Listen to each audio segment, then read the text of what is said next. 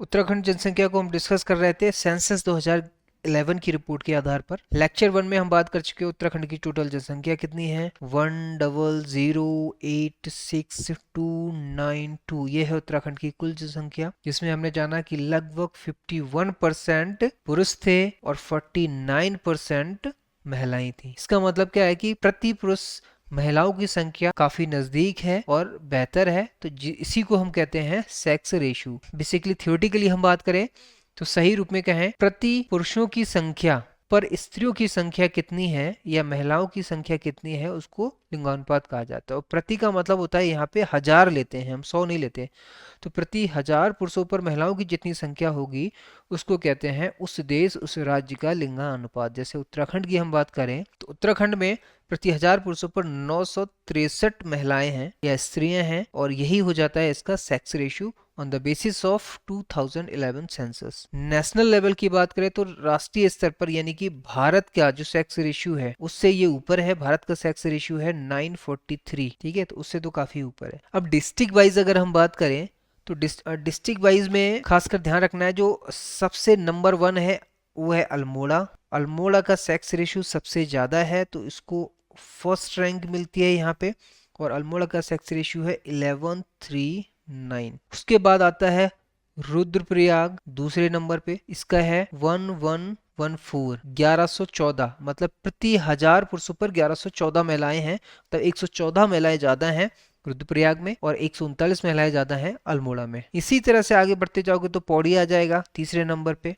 पौड़ी में जो जनसंख्या है वो है 1103, मतलब यहाँ पे 103 महिलाएं ज्यादा हैं। इसी क्रम में अगर चलते जाओगे तो इसमें आपका फिर टेहरी, चमोली, बागेश्वर, ठीक है, और पिथौरागढ़। कुल मिला के कितने हुए, 7 जिले हैं। तो कुल मिलाकर 7 जिले ऐसे हैं जिनका लिंगानुपात 1000 से अधिक है, और भारत का कितना है 943। अगर भारत से हम कंपेयर करें हर एक जिले को तो ध्यान रखो सिर्फ 4 जिले ऐसे हैं जो भारत के लिंगानुपात से नीचे हैं। और कौन कौन से हैं, ये तराई रीजन वाले हैं। देहरादून सबसे विकसित, हरिद्वार सबसे पॉपुलेटेड जिला, उधम सिंह नगर और नैनीताल। इन 4 को छोड़ दें तो बाकी सभी डिस्ट्रिक्ट में लिंगानुपात भारत के राष्ट्रीय स्तर के लिंगानुपात से कहीं अधिक है। तो ये भी ध्यान रखना है कि देहरादून पे मैं ध्यान रखना है बार बार। अब क्या ही रिकॉग्नाइज करें, आप इसको खुद ही नोट्स के फॉर्मेट में लिखोगे। तो कुल मिला के 4 जिले कौन कौन से, देहरादून, हरिद्वार, नैनीताल, शॉर्ट में लिख रहा हूँ, ठीक है, और यूएस मतलब उधम सिंह नगर, यूएसएन। इनका जो लिंगानुपात है वो राष्ट्रीय स्तर से कम है। राष्ट्रीय स्तर यानी कि 943 से कम है। ये कुछ आंकड़े हैं जो आपको ध्यान रखने हैं, ठीक है। सबसे कम लिंगानुपात की बात करें तो सबसे कम में आता है, इसको रेड लिस्ट में करो, हरिद्वार। सबसे कम में आता है हरिद्वार नंबर 1 पे, सबसे कम लिंगानुपात हरिद्वार का है। हरिद्वार के बाद फिर ये सब पड़ोसी हैं, संगति का असर तो पड़ेगा ही।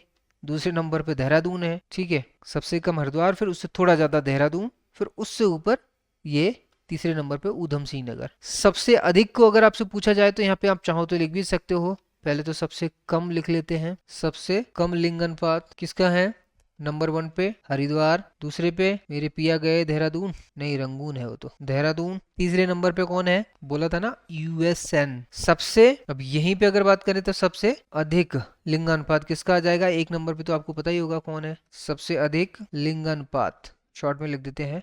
नंबर 1 पे है यहाँ पे अल्मोड़ा, बाल माल पटाल, बात की थी पहले लेक्चर में, ठीक है। दूसरे नंबर पे है रुद्रप्रयाग, रुद्रप्रयाग, और तीसरे नंबर पे है पौड़ी। पौड़ी पे संगति का असर नहीं पड़ा, देखो हरिद्वार और देहरादून का कम है लेकिन पौड़ी का अच्छा है, इसका मतलब ये अपने हिसाब से चलता है, ठीक है। तो ये वो डिस्ट्रिक्ट हैं जिनके सबसे अधिक और सबसे कम की हम बात करते हैं। अब जब बात हो ही रही है तो शहरी और ग्रामीण क्षेत्रों में भी बात कर ले। शहरी ग्रामीण क्षेत्रों में क्या होता है, देखो सबसे जरूरी चीज जो है, लोग कहते हैं ना कि शहरी लोग समझदार होते हैं, पढ़े लिखे होते हैं, अभी पता चल जाएगा। ग्रामीण माना कि अनपढ़ होते हैं बेचारे बहुत ज्यादा, ठीक है, लेकिन सेंसिबल होते हैं। तो शहरी क्षेत्र में जो शिशु लिंगानुपात है वो है 884, और वहीं ग्रामीण क्षेत्रों में लिंगानुपात, शिशु लिंगानुपात की बात नहीं कर रहा हूँ अभी मैं, सिर्फ लिंगानुपात की बात कर रहा हूँ, वो है 1000। और ये क्या है, हम किसकी बात कर रहे हैं, लिंगानुपात की, ठीक है। तो अगर ये पूछा जाए ऑप्शन में या क्वेश्चन में कि शहरी और ग्रामीण क्षेत्रों में किसका लिंगानुपात अधिक है, तो किसका होगा, यहाँ विनर है ग्रामीण क्षेत्र। अब अभी भी थोड़ी देर पहले मैंने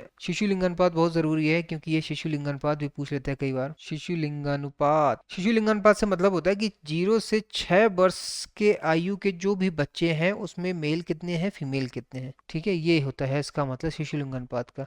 और ये हम पहले डिस्कस कर चुके हैं। क्या डिस्कस कर चुके हैं शिशु लिंगानुपात में, ये है कितना, 890, याद है ना, डिस्कस किया था हमने पहले। तो 890 तो वह काफी कम हो गया, शिशु लिंगानुपात नहीं हो गया, ऑब्वियसली कमी है। ये है कि 890 है 2011 सेंसस यानी कि जनगणना के हिसाब से।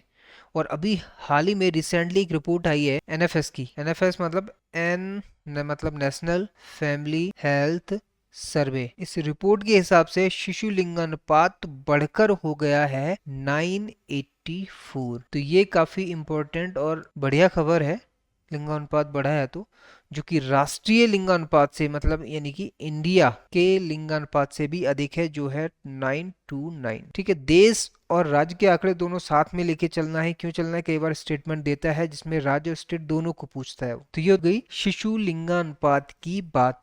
सर्वाधिक वृद्धि लिंगानुपात की किसमें हुई है, तो इसमें एक खुशखबरी यह है कि नैनीताल, जो कि पिछड़े लिंगानुपात वाले जिलों में आया था, नैनीताल ने सर्वाधिक 10 की वृद्धि की है। तो एक खुशखबरी है नैनीताल के लिए, सर्वाधिक वृद्धि, वृद्धि मतलब दशकीय वृद्धि। तो सर्वाधिक वृद्धि किसने है, नैनीताल ने की है। नैनीताल के साथ में एक और है, क्या नाम है उसका, हाँ टिहरी, टिहरी ये भी है। सबसे कम चंपावत, इसको पता नहीं क्या होगा चंपावत, सबसे कम वृद्धि जो हुई है वो चंपावत में हुई है। तो ये था लिंगानुपात। अब आगे नेक्स्ट लेक्चर में बात करेंगे लिटरेसी की यानी कि साक्षरता की।